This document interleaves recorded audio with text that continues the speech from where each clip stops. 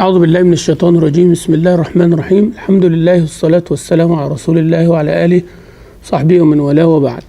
All praise is due to Allah. May Allah's peace and blessings be upon His Prophet Muhammad sallallahu alayhi wa ala alihi wa sahbihi wa sallam. We continue with the book of Hilyat Talib al-Ilm, or the etiquettes of seeking knowledge, the adornment of the seeker of knowledge. Last time we stopped at the end of chapter 6, and the last thing was the etiquette number 51, dealing with the book. When we say dealing with the book, it is not only paper and pages. It's more of where the knowledge is documented, where the knowledge is referenced. And subhanallah, dealing with the book has its own stories, its own etiquettes, carrying the book, putting the book in your own bookshelves, book library, and all of that. One of the nice anecdotes that one time a Sheikh was seeing the student getting a book from his bookshelf, like a bookshelf like that, and the student got the book, and the book has lots of dust on it. So he was like, the student was doing like this. فقال له الشيخ من أوجب الجلد على الكتاب. يعني من الذي جعل حد الكتاب الجلد؟ تعرفون الجلد؟ جلد الواحد لما يبقى عنده حد غلط يعني الجلد is flogging. Flogging somebody's back when they commit a sin. He says, what did the book do to flog it? That means, a book should not have dust. That's what the Sheikh is trying to say. A book, if it is used, consulted, you are reading it, you are respecting it, you are attached to it, you have good relationship with it, it would not be punished like this. So that tells you how they were connected to books. Some of the books, they used to buy it with its weight of gold and silver. It depends on what kind of knowledge in it and how easy or how hard. Subhanallah, even the Sheikh told us how to get a book out and how to put it back. And sometimes, take the book out and then, you want to put it back straight like this, right? Now you might scratch other books or bend the book itself. No, you have to put the book flat like this on its edge, then, do like this and push it. It's like, and if this is a book, you don't go and push it back like this. You don't push it back like that. No, you put the book like this, and then go with the edge slowly, and then you push it. You don't just come and push it like that. Okay, so this is even all of these things shows you how you respect the book physically. Okay, also respecting the book, that it has that knowledge that makes you whoever you are. So whenever you're looking to your library bookshelf, you are not looking to decoration. You are not looking, books looks nice and all that. If this is your focus, that means you're not going anywhere. You actually have not started anything yet. If you are impressed by the number of books or the looks of the books or how the books are, or I'm having that and you don't have it, this is not the idea. Actually, the bigger your library, the bigger your fear. Bigger your fear, like, all of this information, I'll be asked about it in the Day of Judgment, how much did I benefit from it, and how much I applied, and how much I taught, and how much. So it's a big deal. So the book is very, very important. It's very important. And we said that you have to know the introduction, have to know how the author talk about his style, his methodology. You have to be aware of the style of the book. Sometimes you are used to a certain style. Then you read for a different author in the same topic. And if you did not read his introduction, or you are not aware of that person, you're going to be lost. Okay? Same thing goes for audio explanations. Same thing goes for audio explanation. When I use the mic, then I don't hear things. But when you don't use the mic, then it's kind of like somebody fighting or saying something, or I don't know. Anyways, so you are used to a certain style. Then when you read somebody else, he's using different words, different terminology, trying to explain the same thing. So now in our time, we have YouTube, audio lectures, this and that. So you listen to fiqh of tahara, or you listen to tafsir of Surah Al-Baqarah, and then one Sheikh, he says the tafsir. Then you listen to another Sheikh, the same tafsir, says, what is he saying? I know this. This I know, but he's confusing me, right? Why? Because you are not used to that style. That's why, you say, Ya Sheikh, I'm going to listen to the tafsir of Surah Al-Baqarah. Where do I start, right? I tell you, okay, listen, for example, to Sheikh Ibn Uthaymeen tafsir. Okay? Don't listen to others. Once you listen and you get the simple explanation, and then I tell you, okay, listen to this Sheikh now. But be careful. This Sheikh used lots of fiqh terminology. Or be careful, this Sheikh's Arabic is like higher standard. Or this Sheikh used lots of poetry that you will not understand. So don't listen to it now. You see where is the guidance come? So book is the same thing. I tell you, okay, read Tafsir Ibn Kathir. You said, you know what? I'm going to read Tafsir al-Jalalain. Well, that's good. But you don't know Tafsir al-Jalalain is like word for word. That means actually to read Tafsir Mukhtasar, yani concise Tafsir, you have to have a base. So you know what they are alluding to. Okay? So it's not like, because it is concise Tafsir, it means you will be able to understand it.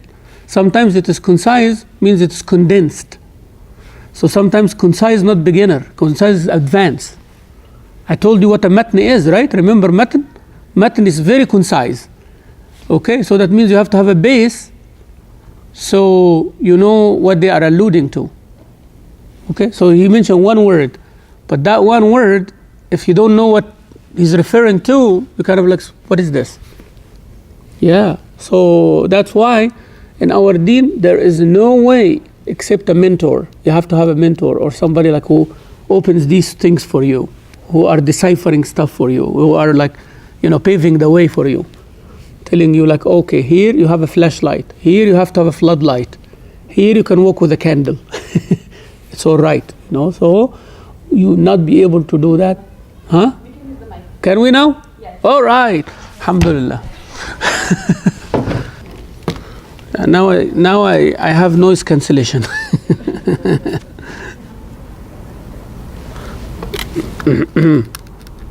جزاك الله خير ستر فرزانة. Thank you. جزاك الله خير. So you know the style of the book, the mentor or the sheikh will teach you what to do, what are the tools you need, and all of that. Also, how you deal with the book. Sometimes people like, mashallah, they have the addiction of highlight. Have a highlighter everywhere, I had a problem with that, since I was in college, and I used to study English literature, okay? So I go to the American University Library, I go to the British Council Library and all of that. And I see people doing highlight. I have some, attention issue too, I have OCD to a certain level, yeah. So somebody just doing like that, it makes me irritated. I'm a very slow leader. I'm a very slow reader. So I can't skip through things like that unless it is not important. And if it is a magazine or a book or something like have about fashion and stuff like this, I just go through like this. But if it is a book of knowledge, I read everything. And there is something about that. I don't know if it is Mark Twain or someone, he's one of the scholars in literature.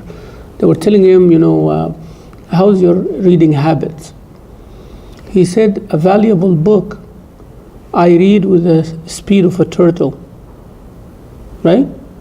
And when I read fast, means it's not worth my time. You know, when I read fast, it is something that has no value, so just try to jump like a rabbit. just go through it. So I get irritated by people who are marking things. Why are you marking this?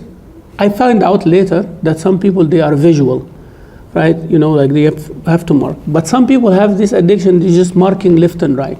Come on, this, when you're studying knowledge, is not adab with the book. You know, to write on the book without a need, it is not polite. It is not good etiquette. So everything you put in the book has to have a benefit. That's why that's why there is a margin for the book. Have you wondered before why there is a margin for every book? Why? For that purpose, so you can write your notes. Why they did not use every space to put knowledge? It would save lots of paper, don't you think? But they keep the hamish or the margin to write hashia. Hashia means your notes on it. And why you don't write your notes in a separate piece? So the notes are related to the text. So your mind makes the image.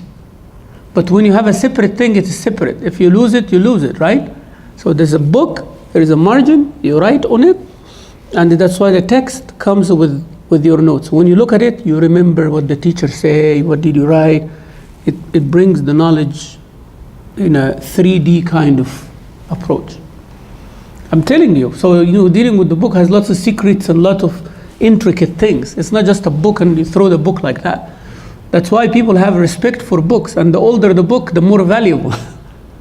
And some people even, they will go to the point that which print house, which one, like not this one, not that one. I want something which was printed like 20 years ago, not the one that printed now with all PDF and all this. I don't like that. Yeah, I just like the smell of the old pages. So these are things that you deal with the book. So that's why الهامش, what we call hamish, margin, is the right and the left. That's called what? Margin. What is it called? Hamish. But the one in the bottom, it is called hashia. Hashia, I don't know what is the commentary. Commentary, like a commentary. So if you read a book of tafsir or something like that, you will see margin, left and right, and the hashia is the one which is in the bottom. Sometimes you find the text of the book, matan, the concise text, lower you have a line, and then sharh in the main body of the page. Then you have hashia, which is another book, on the bottom, and then you have a third book on the right and left. The books of tafsir and all that of all time, when you read the manuscripts, the original manuscript, you will find like that. You will see Tafsir ibn Kathir, and there is one of the students of Ibn Kathir making a hashia, and there is someone making sharh, and then there is another book about Gharib al-Quran or the Asbab al-Nuzul or something for a different author. They printed there. So you have kind of like all the resources you need to understand that verse. You understand me? So you have Ibn Kathir, what he wrote. Then you have one scholar who explained what Ibn Kathir means. Then you have the Hashia, which is the commentary on that. Then you have a different book altogether on the right and the left with the reasons of the revelation or the grammar or something like that. So when a student is reading, they are not reading Ibn Kathir. They are reading Ibn Kathir with which explanation, which Hashia, and which different book. You see? All of this with the book, It's a different world, right? It's a completely different world. That's why whenever a lay person come and object to something, you kind of like, know that there's completely two different worlds, right? Completely two different. And now you appreciate the patience of the scholar sometimes. When a person talks, it's kind of like, it's not like the Sheikh does not know the answer, but he is going to go through lots of trouble to make this person understand. So that's why the answers are short, and sometimes there are no answers at all. You understand? So sometimes you find a person asking, they said, why the Sheikh is not answering this guy? Okay? Now you know why. Because to make him answer, he needs a lecture like this. To tell him what, where, when, how, all of this. But I don't have that time, and he does not have that ability. So tell him, you should do such and such. Now, if he becomes a jahil and said, why? Explain to me. Who are you today? Okay, salama. إذا خاطبهم الجاهلون قالوا سلاما سلام عليكم لا نبتغي الجاهلين خلاص يعني what are you going to do? All right, that's why we always tell the lay person, have trust. That's the only thing you need. Establish the trust with the source of your deen. Establish trust. Do you trust this imam or this sheikh? Yes. Is he good for you, pious, righteous? You see, alhamdulillah. Do you see like he's a good role model? Yes. So ask him, whatever he says, you do. That is your taklif. That's what Allah will account you in the day of judgment. He will not account you what is your dalil. When you are a lay person, Allah will not say, did you understand the dalil? Do you understand that hadith? Don't you know that there is another hadith abrogated it? Do you know that this verse? Allah will not ask you about that. You're not that level. Okay? So you just establish a trust with the scholar, follow them. But when you are a student of knowledge, your accountability is higher level. Because you qualify for a higher level of reward, now you have a higher level of accountability, higher level of responsibility. Allah said, oh, Quran was there, why you did not read it? Why you did not ponder upon? Why you did not study? You studied this, why you did not work according to it? You understand? But the Ammi, he will say, I don't know Allah, I did not have the ability to understand, so that Sheikh was telling me this, I do it. Right? So that's the Ammi, that's the lay person. But once you find yourself that you are seeking the knowledge, that's not enough for you. You need to seek more.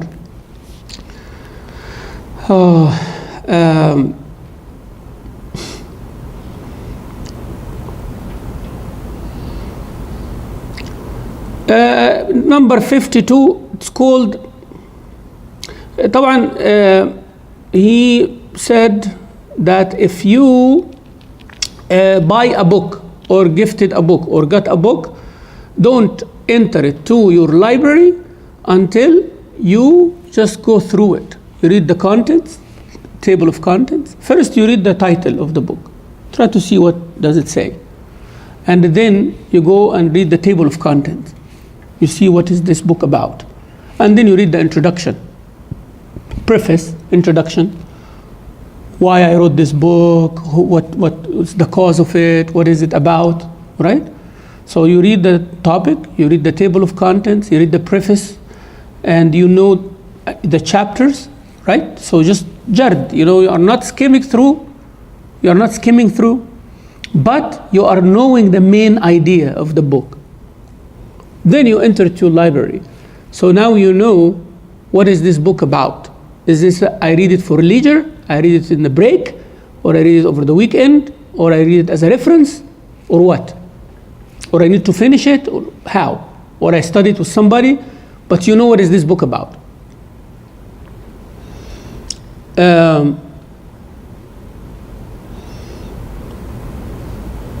Sometimes you will not see that book again. Sometimes you will not go to it again. You'll forget that you even have it. Yeah. So at all times they used to make a card for it. And you go to the library, you see the cards. Now it's everything on the computer and all of that, right? But those who make the cards are the best ones to tell. That's why you go to a librarian and they tell you which book you should read, you go which section, all of that. That means they did not read all the books, but they know. They did that. So every book in the library, they kind of know where and what and all of that. That in itself is knowledge. You know that? That in itself is a huge knowledge. To be able to know where to look. Think about it. To be able to know where to look? Wow. You know, when I was doing my graduate studies, I studied the course, how to browse. there was a course about how to use technology, like how to use the internet. A whole semester, yeah. One course is how to write a search word. And you know, طبعا, of course, now all the artificial intelligence is becoming very fast. Like the computer is like learning your habits. Like if I put a word in Google and you put the same word in Google, the results can be different. You know that, right? And if you put it on the library computer, it's different from your personal computer at home. It's different. Because you know, the computer learns how you search. Like for example, if you tell me a hadith, and I want to know this hadith is strong or weak, and I put that word in a hadith, then I know the first 3 websites, what are they? They will come each and every single time I put a word of hadith. Those 3 websites will come in the same order. Okay? You put the same hadith, it's not going to come for you like that. It will come for you the websites that you kind of trained to see. It's like you open Facebook, advertisement comes to you about something that you were thinking about yesterday. And you gotta like freak out, like, what? I was just, like, yeah. Because you talked about somebody in the phone. Yeah, it was in one of your phone conversations. You said, I'm thinking about buying a watch. You know, where is the good place to buy a watch? You go open Facebook, you find a watch. Trust me, it is happening. It is happening. It's not like they are spying on your call. No, it's everything connected. So once a keyword comes, then the search comes based on it. That's what I'm trying to say. And when you put a keyword, but who put the keyword, how often they put the keyword, that's what's happening. So you think I'm thinking, but how did they read my mind? No, they did not read your mind. But the computer or the system now, this world system now, is learning how you think. Okay? I know it's kind of like a little bit over. You know, we have now the search engines like the www dot, right? But there is something coming up in the next 5-10 years. It will come up, which is called IoT. Remember, huh? IoT. Internet of Things. The Internet of Things. What is the Internet of Things? That means wherever you go, everything is connected to the internet. It means everything. And the air you breathe even will be connected to the internet, everything. So you go walk in the park every day, right? So your glass, your iPhone, your watch, the future, right? Whatever on you, digital stuff, right? Whatever on you, knows that you are in the park today, okay? Now, the park itself is on Google, right? The park itself is where? Is in Google, right? So you are walking like 1 mile or 2 miles. Within that 1 mile or 2 miles, there is lots of things is of interest to you. Okay? That you like to drink lemonade after whatever, right? So it will tell you where is the closest lemonade place. All right? And for example, you are a person who likes wildlife. Okay? So it will tell you if you swerve a little bit, you're gonna see some wildlife there. You know, like birds, there's a bird observatory in your track. So now imagine when you're driving, it's gonna see the same thing. In your car, it's gonna tell you there is a gas station close by, you're low in gas, your battery needs this, there are 5 stores of batteries, you like sushi, there are 5 sushi places around, and mashallah, all right? So it learns how you do things. And now that was like kind of a little bit drifting, but I like technology, so I like to see what's happening, you know, what's gonna happen. And at the end, we become the commodity, right? So we are the one who sold left and right, so we are the commodity at the end. Allah Azza wa Jal and Islam teaches us not to be like that, not to be dependent on things, right? To be dependent on Allah Azza wa Jal and to serve our cause. We don't do things except if we need it. It's not because it's presented to us, you know. that you buy. No. If I don't need, I don't buy. So, anyways, we respect the book, and maybe you will not see it again, as I said. So, inshallah, we learn that. What is number 53? إعجام الكتابة. إعجام الكتابة.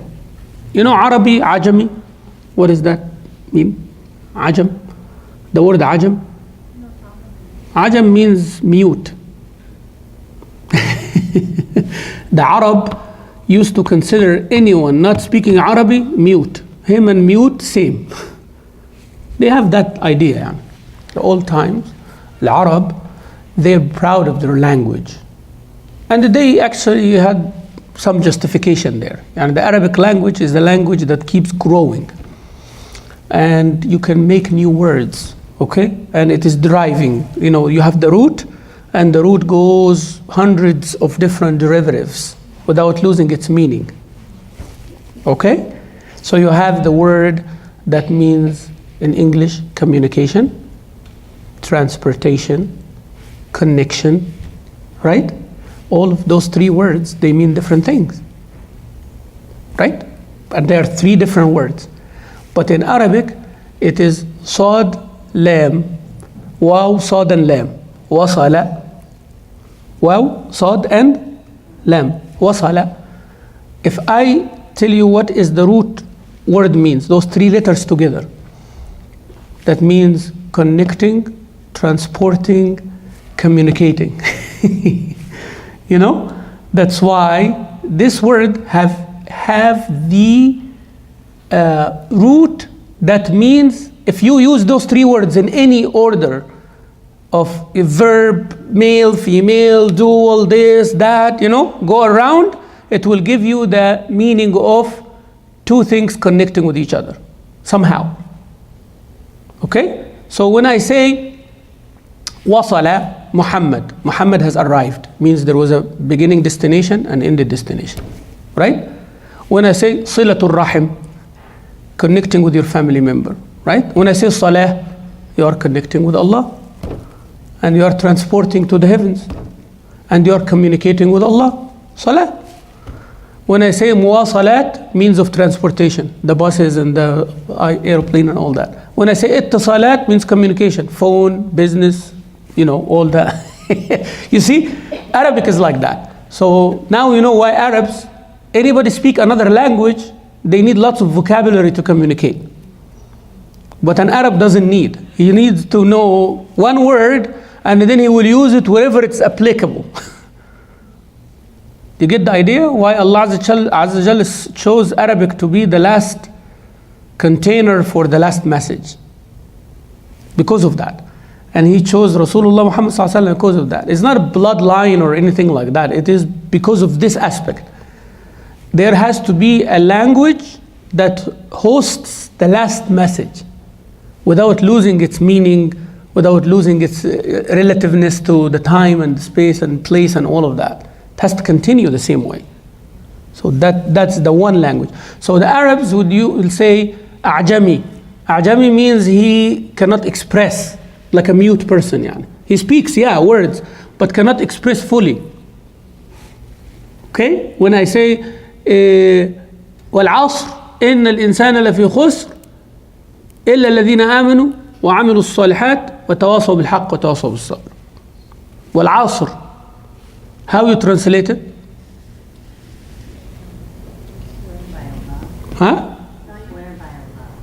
No, al-Asr can be Salat al-Asr, Salat al-Asr, or the time of Asr, or generally referring to time as an aspect here. So if you translate it to English, which one are you going to choose? Depending on the context of the sentence. But Arabic, it gives you the three meanings simultaneously. I don't need to use the three words. You see that in Arabic? So that same word in the tafsir can be this, this, or this. Sometimes this. All of those. Like the word sabr. How you translate sabr? Patience? When you pray, you need sabr. Where is the patience in that? I'm enjoying salah. See? So patience, you take it as a negative response. Right? But sabr means forbearance, fortitude, self-control, patience, all of that together. So the word sabr is used to give you all the meanings.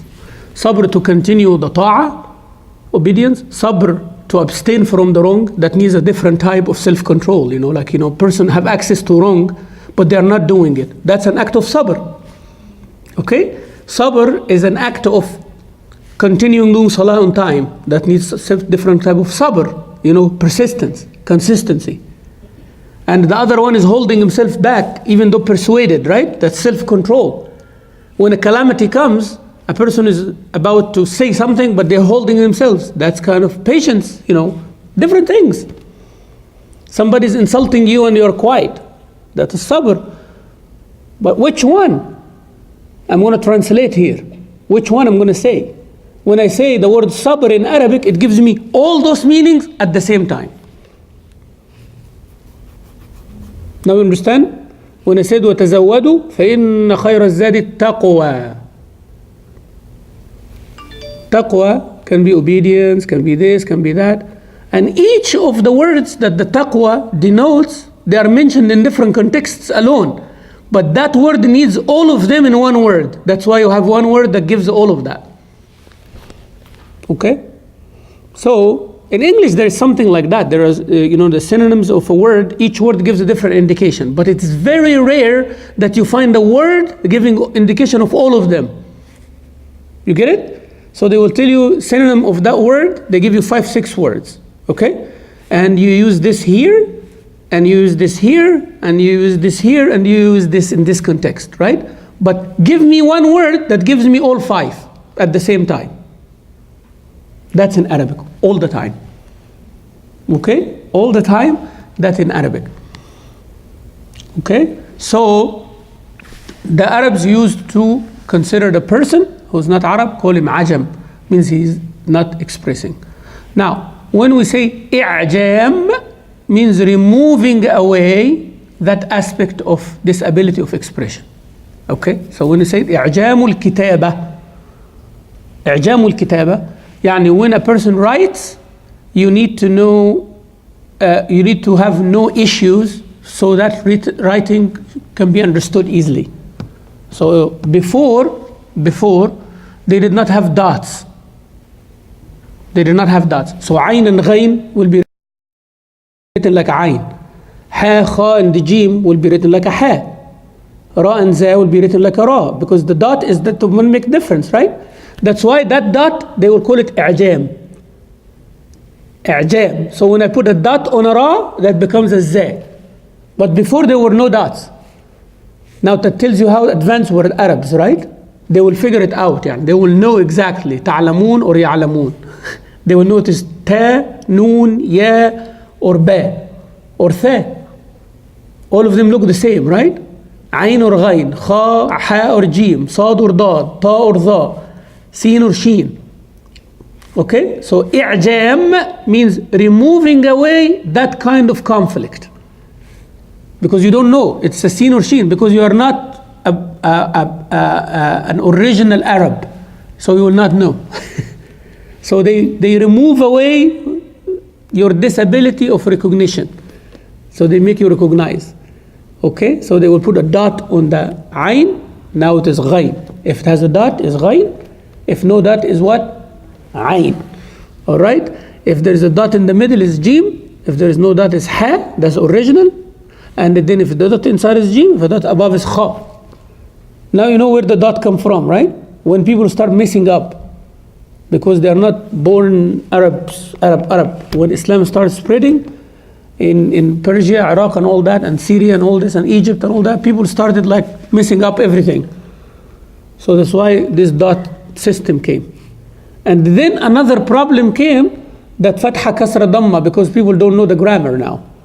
So they started putting fatha kasra damma. It was not fatha kasra damma before, by the way. It wasn't. It was not like that. It was also colorful dots or some kind of scratch up, scratch down, scratch on the side, that becomes like a dhamma, fatha, kasra. Then they come up with like a small alif as fatha, alif down is kasra, and a small waw like the dhamma. Then that alif started going until it became like a fatha like this.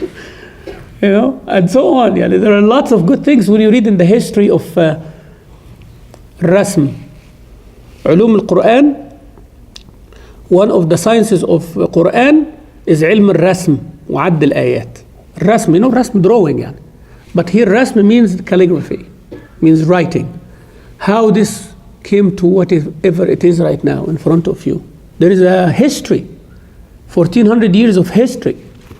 It's not just like that. Okay? So في الرسم هذا مهم جدا لقارئ القرآن. يعني the person who is a scholar in the Quran has to know why this word is written like that.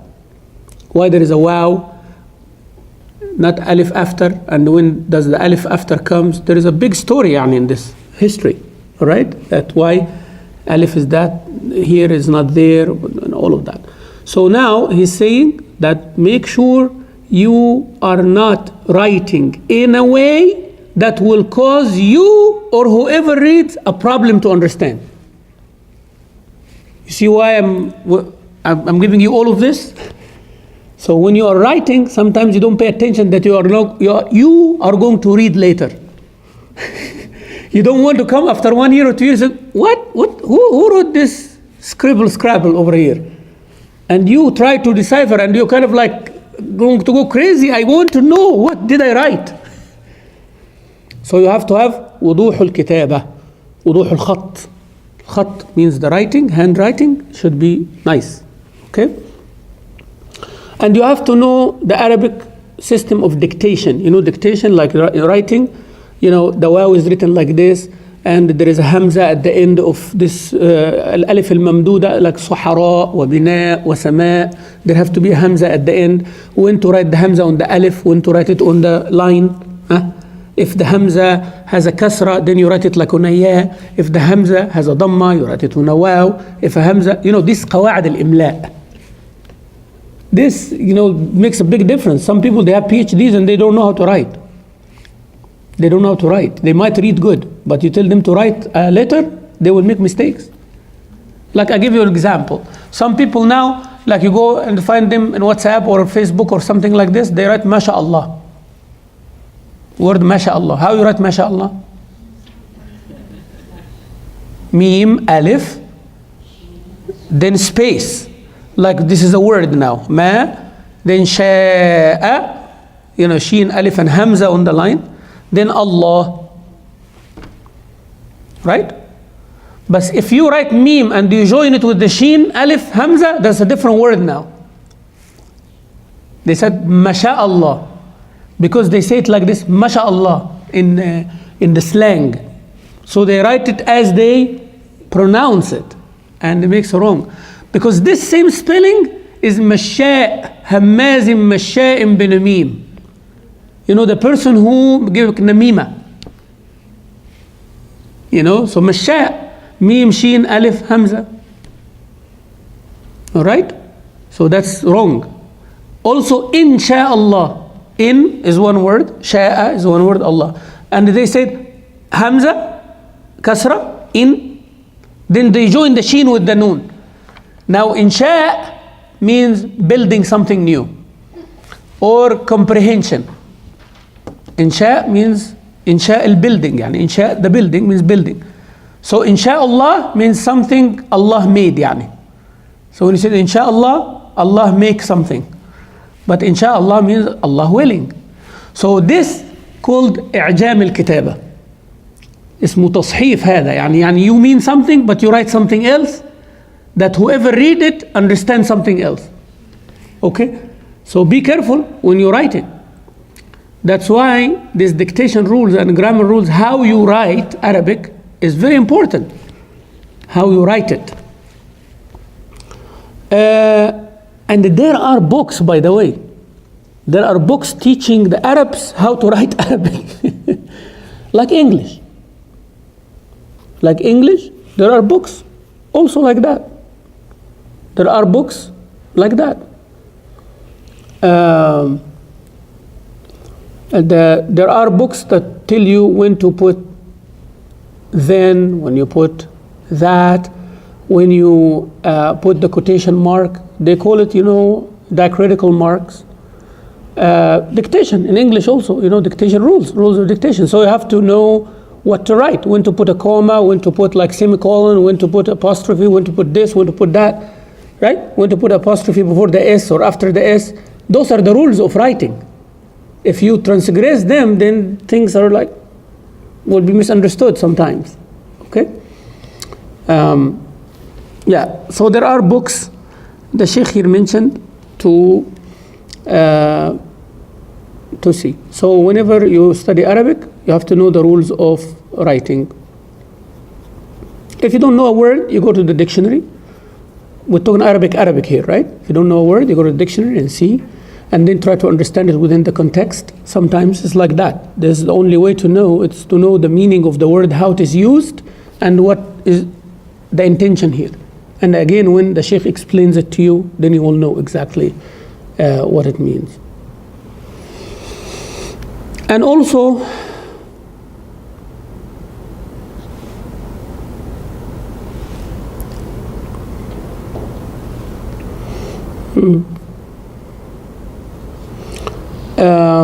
tashkil. That's why when you read a book with the Sheikh, sometimes you don't know, is it fatha, kasra, or dhamma, and the Sheikh tells you. Right? So if I tell you, daraba Musa Isa, who hit who? Daraba means hit. Somebody hit. Musa and Isa. So who hit who? Can be either, right? So things like that, yeah. Because Musa and Isa have alif at the end, the alif sound. So, but if I say ضرب محمد عليا, now you know who hit who, because there is a dhamma on Muhammad, this fa'il, subject, and عليا fatha, maf'ul.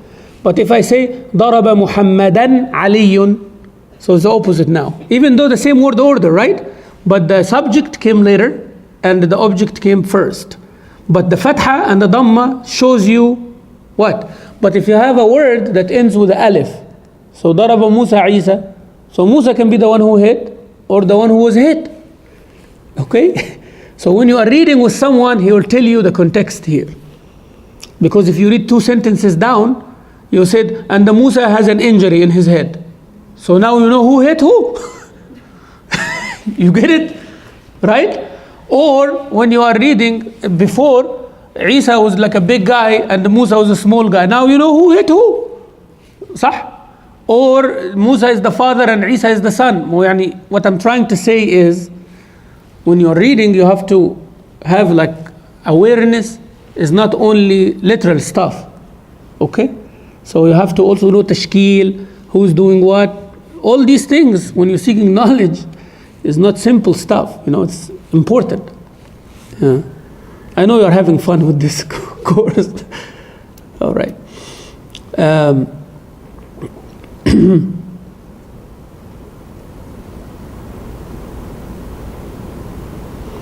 مثلا, Sheikh Ibn Uthaymeen is saying here, sometimes a person trying to fix something and he ends up making it worse without guidance. Somebody said تجربة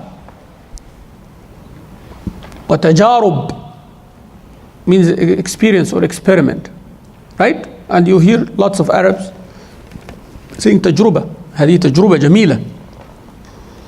طبعا this is wrong. It's supposed to be تجربة. جرب يجرب, تجربة, وتجارب بالكسرة, not بالضمة. You see? So sometimes whenever you're trying to read something because you heard it, now you need to go and see in the lexicon or the dictionary, because they will go to the root and they tell you the second letter was dhamma, first letter was fatha, like that. Tajriba, not tajuruba. Okay? So these are the things that i'jam al-kitaba you have to know, because once you read it wrong, you understand it wrong, you build on it hundreds of things. Okay? Yeah, it's wrong.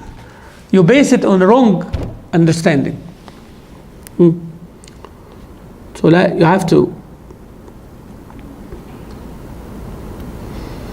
Also have to know that this sentence ends with exclamation or ends with a question or ends with what? Those marks also are important. In old times in scripts, they did not have that. They did not have, like Quran. Quran, there are questions. Do you find the question mark after the بأيكم المفتون أإله مع الله? Allah is asking, is there a question mark after it? But how do you know it's a question?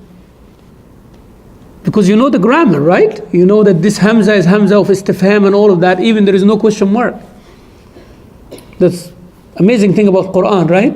So no. So when I'm reciting, if I know there's a question, even my recitation tone can be a question. أليس ذلك بقادر على أن يحيي الموتى? See, question.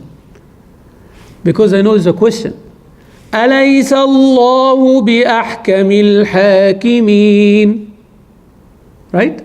So you are asking a question. You know that it's a question. So we know those things.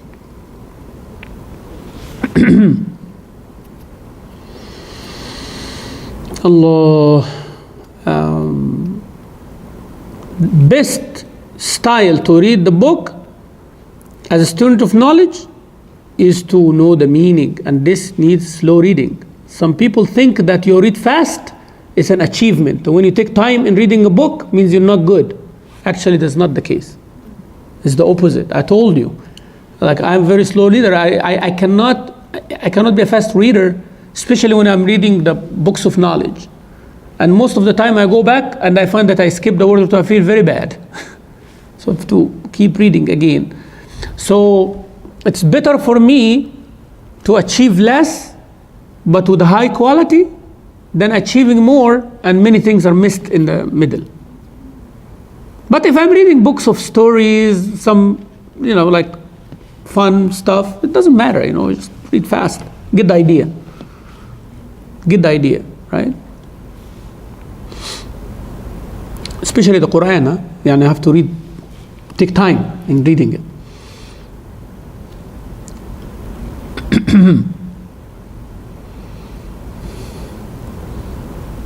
In Quran, we cannot do that. You cannot put question marks and all of these things to understand. But in Hadith, yes, you can. In books of Hadith and all of that, you can say, this is a question, you put a question mark, like for your information. But Quran, you cannot play with the text. Because it's agreement for 1400 years that this is not for everybody to play with, right? That's not for anybody to play with, and only scholars are the ones who review it and add, marks with the need, based on the need. That's why the text of the Quran developed, the way it is presented and printed, it developed a lot in the past 100 years, based on the need of people. Now you can see the tajweed have color-coded and all of that. Those are additions to the text, right? But those are with permission. They took fatwas and the scholars met. Don't think just anybody adds something and just go with it like that. This person who did the tajweed color coding spent years and years until he got the approval of Al-Azhar, of Sheikh and all of that, until you print a mushaf with a new thing in it. Okay, so that tells you how to be polite with the book of Allah, not to scratch, not to write, not to do that. That's why I tell people, better to put like a mark sticker or something than just to keep writing on the book, and scratching and the date where you stopped and all of these kind of things. So it's better to have a notebook and say, I stopped on that day on Surah Al-Baqarah on that page. But writing in the Mus'haf itself is kind of, a little bit more of transgression.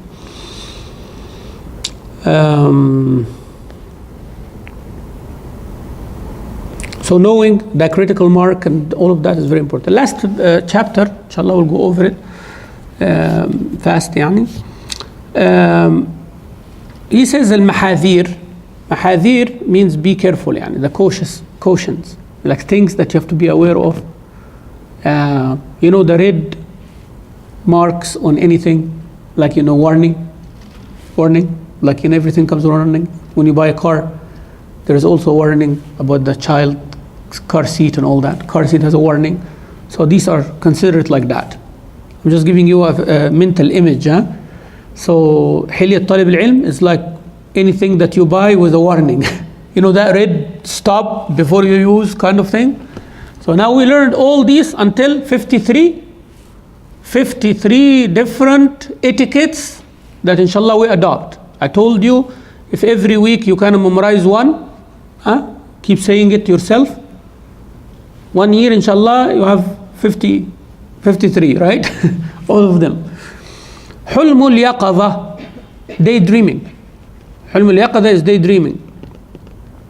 That a person is claiming what they don't have, or that they master what they don't master. If a person does that, the Sheikh saying it is a big, huge barrier between you and seeking the knowledge. It's clouding your vision already. Because when you think that you know, why would you know something that you already know? You get it? You know, I am a Sheikh, I know fiqh. You know, all the questions people ask me in Champion Masjid, I already answer. Yani, that hilm al-yaqadha means now I'm a scholar. Because people here asking me questions below my level, which is true, maybe. Right? True. Yani, I don't need to prepare or anything. I come fatwa night, I know exactly what people will ask. What would be the hardest question? Yani? I know that their level of knowledge is up there. Right? I am a student of knowledge, my level is up here. Okay? But what does that mean anyways? What if a person enters and his level of knowledge up here? And it's not about him or me. It is about knowing my own limitations. So now if I think I am a scholar because people are, then I will never seek more knowledge. Because now it is a foggy, you know, the foggy, you know, it's cloudy. So for me now, why do I seek knowledge? Because I already have it. That's my thinking. So this is very, very, very important. So daydreaming, you know, like this man, he says that he has eggs and he goes to the market and sell the eggs. And then, you know, one day he said, you know, today I have more eggs, so I'm going to sell those eggs and I'm going to buy a chicken. And the chicken will lay eggs, so I have some chicken. Then sell the chicken and I'm going to get a goat. The goat will have more goats. And I'm going to sell the goats and get a cow, and the cow will have more cows. And then, you know, I'm going to go sell that and I'm going to get my son married. His son is still a baby, yani kida, right? And I'm going to get my son married. And he's walking to the market, right, with the eggs on his head. And in my son's wedding, I'm going to dance and do like this. And he danced. You know what happened, of course. What happened? The egg's broken. So that's daydreaming, right? So don't daydream with knowledge. Oh, I'm going to be a sheikh, and I come sit in the masjid. People will kiss my hand. And you know, they do this. And the daydreaming, khalas, by now you're living in the dream. No books, no halqa, no search, no nothing. And then, you know, come to the masjid and you don't have any knowledge to share. Khalas, you burned out. Be careful. 55, احذر أن تكون أبا شبر. أبا شبر. Shibr is the handspan. That's 1 shibr. You know, when I say this certificate is 1 shibr plus a finger. Okay? That's 1 shibr. Shibr. So he said, don't be the father of shibr. Yani all what you do is shibr. Why? He's saying this. I told you in the beginning. قالوا العلم ثلاثة أشبار. Ilm is like a tower which is 3 handspan tall. Yani. Right? Imagine knowledge like this. 3 levels. Okay? من دخل الشبر الأول تكبر. Whoever enters the first shibr will have some pride, arrogance. يعني. ومن دخل في الشبر الثاني تواضع. He becomes humble. When you enter the second level, you become humble. ومن دخل في الشبر الثالث علم أنه ما يعلم. He reaches the level that I don't know anything. I don't know anything. compared to what's out there, what I have is nothing. So beyond humble, scared there. So first, all the beginners, once they learn something, what is the first thing that comes to your head? You want to make sure everybody knows what you know. Today I studied this and that, and I know this and that. You want to share with everybody, that you want to show everybody that you know something that they don't know. And that has a part of kibr, like I am better. Even when you do it with good intention, right? Because this is like, oh man, wow, I know it. How many of you know this? Kind of. You want to share the information because so whenever you want to share a piece of information and somebody tells you, yeah, I know this from yesterday, how do you feel? No good. Because you were coming there to share some news that what? You have the exclusive. The exclusive in the news? News exclusive. They sign contract, exclusive. You cannot do anything, you are ours, exclusive. So that is the part that we're talking about here. Knowledge, monopoly, right? I am the one who have that. So that's the first step, so be careful. When you're a beginner, you want to go jump around and show people that you're studying Arabic. Somebody go to study Arabic, like in Dallas or something like that, and they come and memorize a couple of words, they want to show everybody that they know Arabic. Come, ta'ala, I will show you what Arabic is. Right? So give him like a couple of poems. And I remember, one student one time, he did not know Arabic. So he went overseas, I think 3 months or 4 months, something like that. And he is coming back trying to speak Arabic, which is a great thing, by the way. But could not do it right, yeah. So he came, and the first person he saw in front of him is Sheikh Mustafa. And then he spoke few words in Arabic, yeah. So the Sheikh recognized what's happening, right? So he replied to him with a poetry, like 2 lines of very advanced poetry.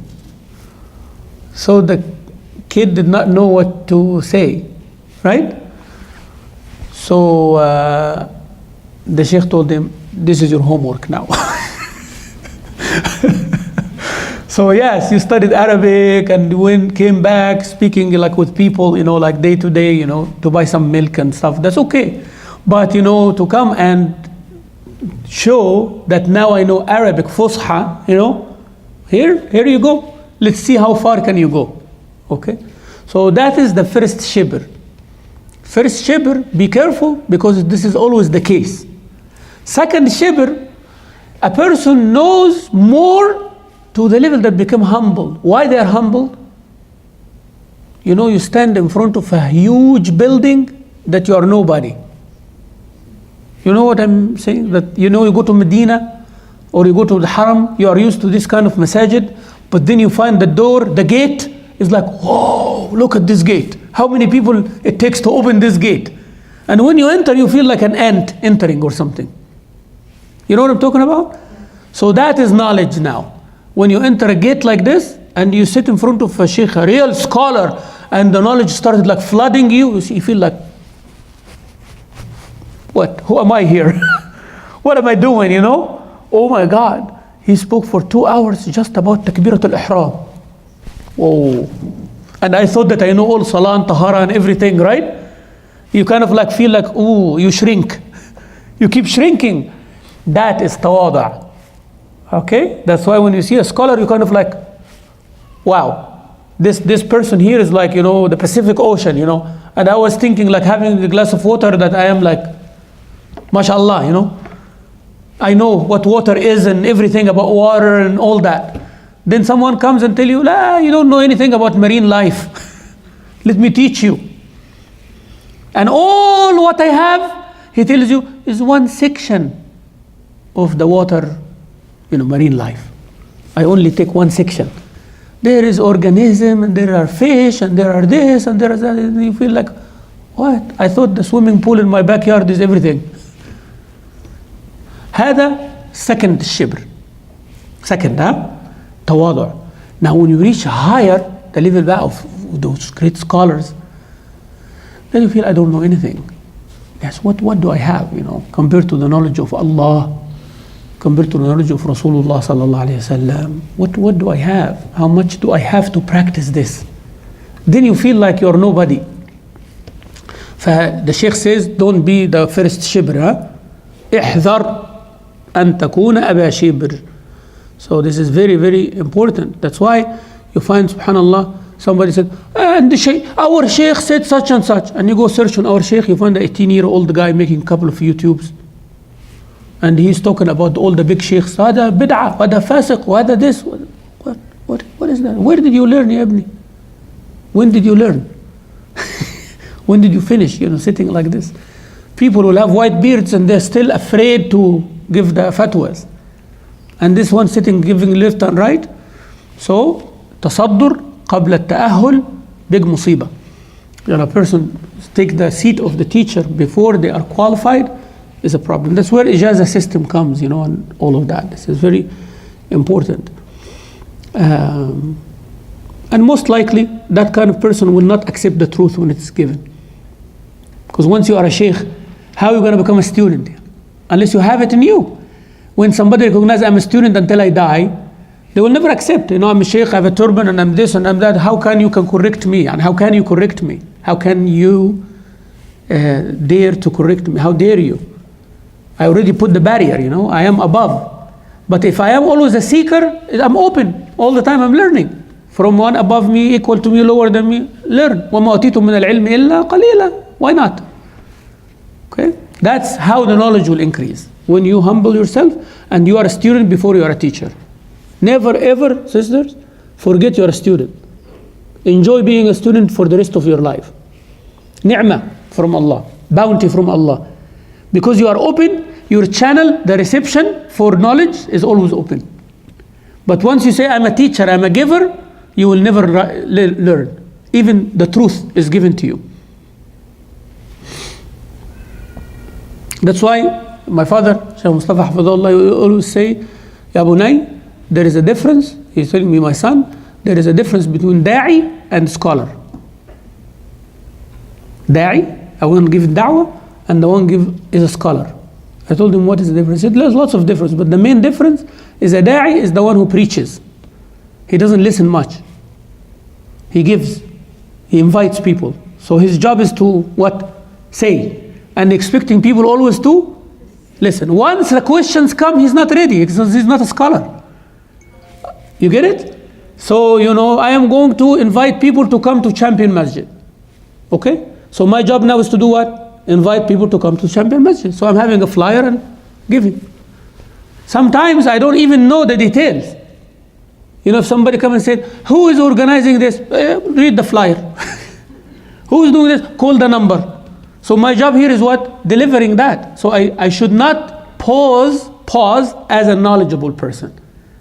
Okay? But the administration here, when they call, they have for sure more information than the flyer. Yes or no? Yes. Flyer is to invite people to call. For more information, call this number. What does it mean? Means there are more information, and if you want it, call this number. So when you call, that person tells you, I don't know more than the flyer. So why you say call this number? Now we understand the da'i and the scholar. Da'i wa alim.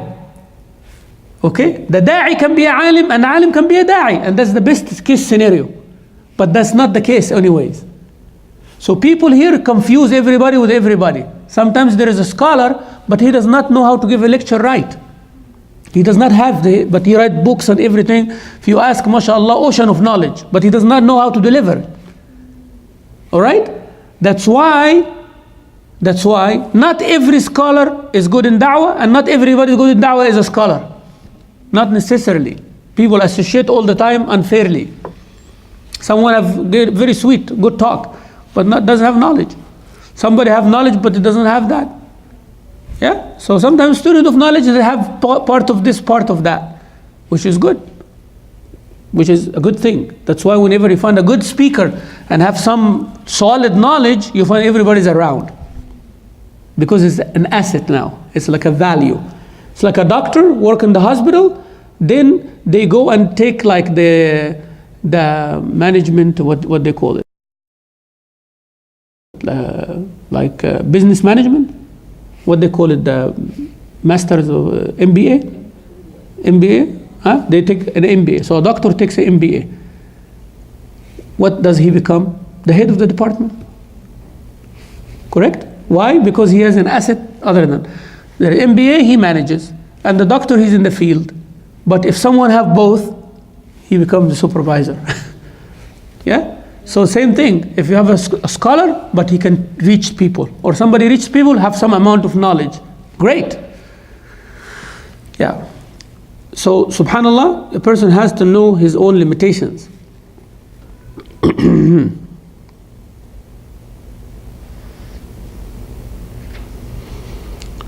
They said أنت لنفسك ما لم تعرف فإذا عرفت فلست لنفسك. They said that you are your own as long as you are not known. You are your own as long as you are not known. Once you are known, you are not your own. Means you belong to somebody else. You are public property. So as long as you are within yourself, you are responsible about what you have, what you know, what you practice, right? I know something, I practice it myself, I'm like everybody else. I'm not anybody. But once I sit here, I don't belong to myself anymore. Okay? Everybody looks up to me, want to learn from me, so you have to know what you're saying now, what you're doing. So when I enter the masjid and I pray 2 rak'ah, everybody's looking at the, right? So sometimes I forget, Sheikh, why you pray 3 rak'ah? Man, were you looking? Like, oh, I didn't pray. Oh, that means I forgot. So people are like on you. I'm not saying that pay attention to that. Astaghfirullah, I'm not saying that. I'm saying that once you are a teacher, students look at you different. Okay? But anybody comes to the masjid and pray, you don't pay attention. One guy pray, you're not specifically focusing on someone unless they are of importance. If that person of importance, then everybody watching their move. So when you're a student of knowledge, watch your move. Because people are watching your move. Every single move actually. Every single gesture, every single word. أنت لنفسك ما لم تعرف فإذا عرفت فلست لنفسك. ومن تصدر قبل أوانه فقد تصدى لهوانه. يعني whoever start teaching before qualification, he's actually starting his own humiliation. Whoever start teaching without qualification, he started his own humiliation. You have to know that. You're going to humiliate yourself. Say that again in Arabic. Yeah. من تصدر قبل أوانه فقد تصدى لهوانه. تصدى لهوانه. يعني he started his own humiliation if he starts before his preparation. يعني. Like awan, you know the awan means the fruit. It's still green, still not ripe. Okay, so when you get it out, how good it is. And when you get a fruit which is not ripe, you cannot juice it. It's not sweet to eat it. What's going to happen with it? You're going to throw it, and you're going to plug it back to the tree again. All right? Yeah. What you going to do? Like there is an apple which is not ripe yet. You cut the apple now, and you present it to your guest. What's going to happen with that apple? It's an embarrassment. It's not only is not serving the cause, it's actually doing the opposite. What kind of apple is this? What is this? And they spit it and throw it, and you cannot put it back in the tree again. Khalas. So be careful, huh? Allahu Rabbi. Now we almost done.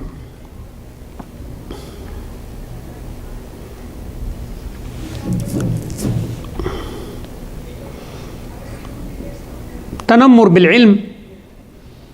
يعني a person, he gets the 2 mas'ala or 3 mas'ala, especially the strange ones, and then become like a scholar.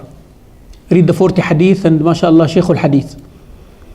Read, attend the class in whatever seminar and then become the mufassir of time. He attend the fiqh of whatever and then becomes a scholar in. لا, it doesn't work like that. So somebody sitting there to show that they're knowledgeable. So people said, oh man, that sister or this brother stayed there and that was big scholar there and the scholar could not answer them. Yeah. Some jahil, they think like it's by answering or not answering, right? If the sheikh did not give an answer, means the sheikh doesn't know. Wallah, sometimes the sheikh knows and he does not want to give an answer. Because the niyyah is not good, so it's just like, sometimes you feel the knowledge, that time or that place is not worthy of the knowledge. Right? So,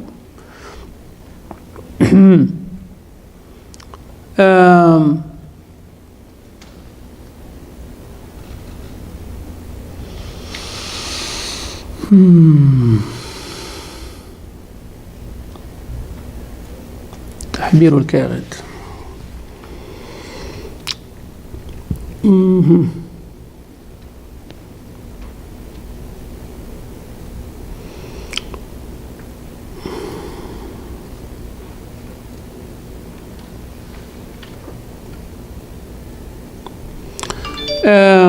So he said the Sheikh 58. How is translated? Putting pen to paper. Yeah. تحبير حبر. You know الحبر, right? الحبر means the ink.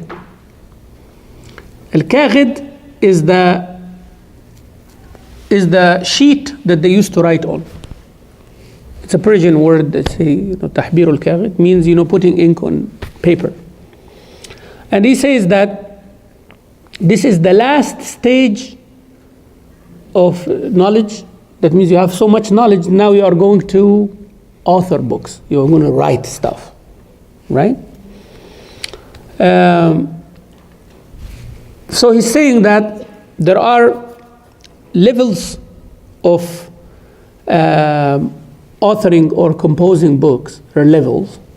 You gather something, you are commenting on something, you are analyzing something. There are levels. And the last thing is like you write it down and present it to people. He says, like we say don't sit and teach before qualified. He also here says don't write anything before you are qualified. That's why you find too many books, but no substance. No substance. A book this, a book that, go to the bookstore outside. And I can tell you, all these books will come under like few volumes at the end. And if all these books, they're just catching from here and there and there, and there is no substance and no structure. I'm not accusing everybody writing that they don't know what they're doing. I'm saying that when you find too many books like this, it's too much, like who's writing what? Everybody now wants to write a book for business or for a name or, I authored this book and this book and this book. And you put all the books together, does not add anything new. What do you benefit out of the book? And subhanallah, you find a book, the bestseller, and actually that book is copied from a book of an author. He wrote that original book for those students of knowledge just to have a break. When they are studying, he says, this is fawaid. I wrote from like my studies and all that. So whenever you are tired and bored from studying too much, you go read a couple of pages in this one. And now, mashallah, somebody goes and copies some of it and he sells 1 million copies. What does that tell you? Like this becomes the knowledge now. Like people seek that knowledge now, subhanallah. Ajib wallah. So, but a person who knows the tools and who is qualified, alhamdulillah, they can write. Actually, they should write for us to learn from. Find many people writing books about Hajj. You're going to Hajj, you find like 20 books. ليه يا جماعة? One scholar writes his Hajj book. خلاص, that's enough. Take that scholar book and go. Everybody now wants Hajj. My name. I want my name. And every year I go, somebody give me a gift for a book of Hajj, Sheikh such and such wrote. خلاص بقى شبعنا we are saturated already, What is Hajj يا إخواني? Hajj I can give him 5 minutes. You know, me and another brother in Scotland right now, we did a project called the Wahi project. Wahi, Wahy, Wahi project. Go check it out. So Wahi project, there is a workshop for Hajj and Umrah. You know, there is a paper, 1 page. You just print, it's a flow chart of Hajj and Umrah. Put it in your pocket. Okay, this, haram, arrow, and all that, you finish Hajj. So why everybody has to write a book about Hajj? Why? Now, masail of Hajj, yes. You know, the fatwas, oh, I did this, what happened that? That is where the knowledge is. But what to do in Hajj, you don't need a book for that. فهمتم يعني, you understand me? You don't need a book for that. مناسك الحج سهلة قوي يعني. إحرام من الميقات, لبيك اللهم لبيك, arrive, طواف, sa'i, you know, and I'm going fard stuff. And shave your head or shorten it. In the 8th, go stay in Mina, Arafat in the 9th, stay in Arafat until Maghrib, and then, you know, pray, go Muzdalifah, Maghrib to Isha, then go through the Jamarat and the Eid day, and then go your Tawaf and Sa'i. And, you know, after slaughtering and shaving, Tawaf and Sa'i, Hajj is done. Khalas, alhamdulillah. And then, you know, go stay, you know, 10th, 11th, 12th, through the Jamarat, 1, 2, 3. هذا هو الحج يا اخوانا. What else في الحج? Tell me. Book after book after book. How to do Hajj? This is the best book to do Hajj. Hajj. Business هذا. Hajj is easy يعني. مسائل is the one. مسائل. I did this and I did that, and that's for the person who's with you. يعني you have to have a sheikh. That's why I tell people, whatever I give you here is not going to be enough. You need a knowledge source while you are doing Hajj. Like you look for the package comfort, look for the religious. That you are going for a religious trip for Allah's sake. You care about the hotel and you don't care about your muallim? You know, who is going to be with us, teaching us if I make a mistake? Who is going to be there for me? That is more important than the hotel and the food and the bus and this package and that package. Everyone says, oh, I'm going with that company. It's like kind of like, you know, I am buying from the mall, not from Walmart. Yani. It's like, you know, sometimes I get over, but forgive me. Because, you know, it irritates me. Like I go to Hajj and people paid thousands and thousands and thousands of dollars and they don't care about, you know, the deen. You know, you paid all this much and you come here and you do. Wallahi, one time a person went and after I explained and I said, please, brother, and you and your wife and your son, especially you guys, do not go do tawaf without me. Because I know it's going to happen, you know, I know the type of people. And still they went and did. And then, you know, we did tawaf at night after Fajr. I come sitting in the breakfast and inshallah I see them like in their clothes and everything. Said, brother, alhamdulillah, I did the Umrah. He said, yeah. Then his wife come later on and said, Ya Sheikh, we have mushkil yani. I said, what is the mushkil? She said, you know, my husband did 4 rounds and khalas, he said, I'm tired. I said, and he did? He said, yeah. He waited for us. We finished, me and my son, and we came to the hotel. He shaved, he dressed and everything. He said, I will ask the Sheikh in the morning. You see, people pay premium, but they don't have that kind of concept of why I'm here. So the mistake here is, okay, I will figure out. But my mattress is thick or not thick.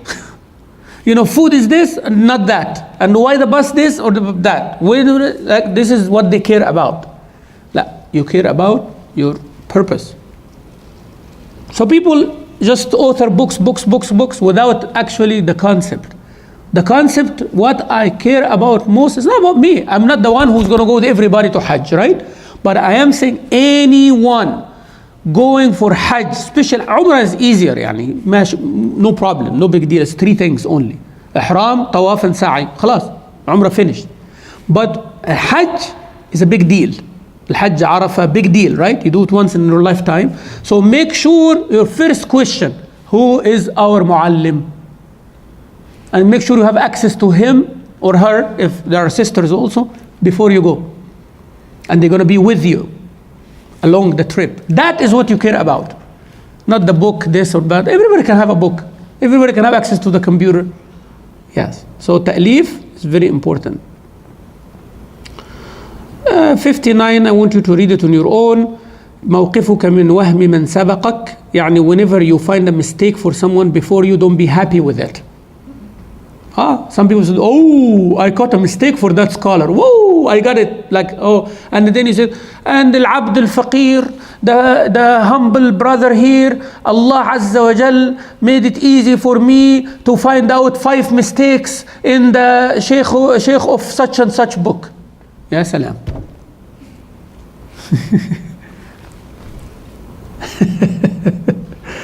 Like someone, you know, Al-Hakim al-Nisaburi is a great scholar. Abu Abdullah Al-Hakim made a book called Al-Mustadrak. Al-Mustadrak means, I don't know how to translate it, but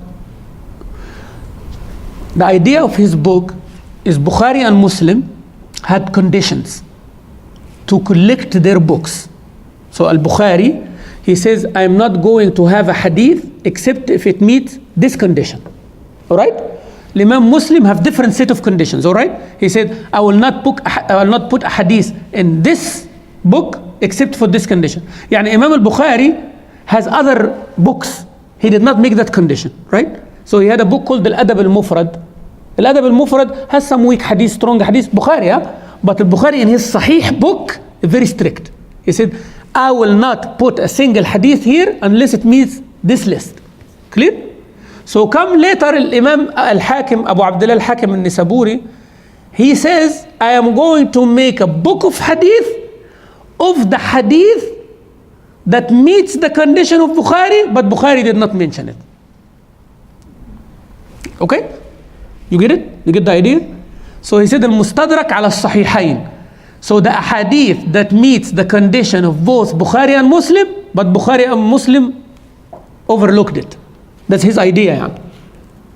Okay? So comes an Imam after him, Imam al-Dhahabi.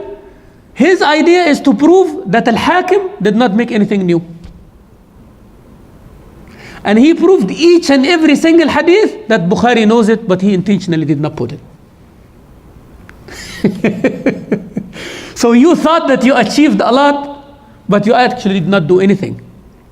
That was the message. Yeah. And those are 100 years apart, by the way. But they are mu'addab, yani they are adab. Yani we still, Imam al-Hakim is a big scholar. Yani. And he made a book to the best of his ability.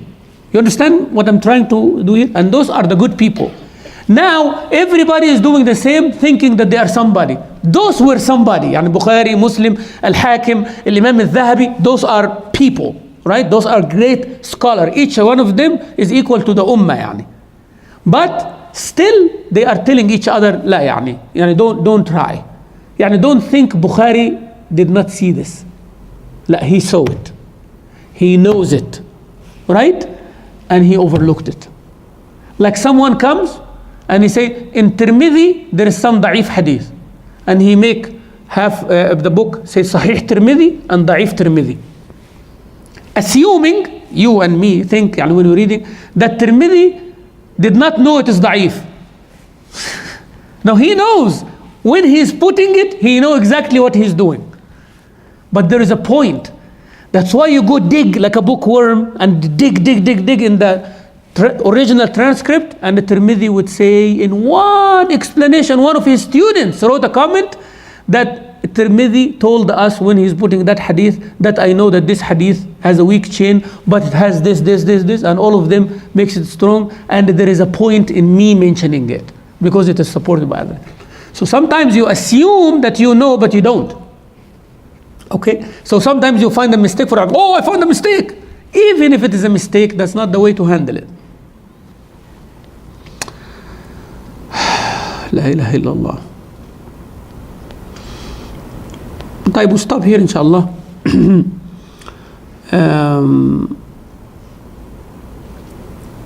How many left? 60, 61, 62, 63, 4, 70? Huh? 7 points. طيب, inshallah I'll suggest بعد العيد inshallah رب العالمين, after so because next Wednesday is Ramadan.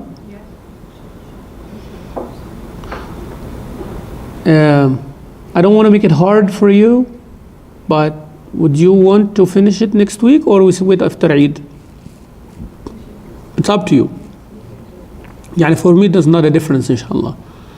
Whether Wednesday is Ramadan or not Ramadan, we have one more session left. Huh? Next week? Because I want to finish it يعني. I want to finish it and I want to review all, give the final points that we want to write it down, that how to benefit with this gift Allah give us all. Now we have some amana and we need to, this is the final thing I want to do in the last session. Yani. So those points left, we explain them, then we finalize by saying where we go from here. So we can do this next week inshallah. Yeah, next week 12 o'clock instead of 11:30, just 12 o'clock, and we go 1 hour only inshallah. Can we do that inshallah Rabbil Alameen? So next week we finish. We have the certificates today to give everybody, and inshallah Rabbil Alameen, may Allah subhanahu wa ta'ala enable us to finish this, and maybe we get the barakah of Ramadan. Yani we finish this etiquette of seeking knowledge while we are fasting. We make inshallah special dua that Allah Azza wa Jalla accept from us, that Allah will put us on the right track inshallah Rabbil Alameen. Jazakumullah khair, alhamdulillah Rabbil Alameen. If you have any question, please. Yeah.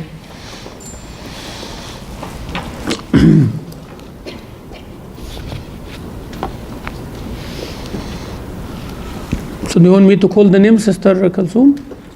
Or you want to distribute? I call the name. So if you hear your name, please come forward inshallah and take the certificate. You can turn off.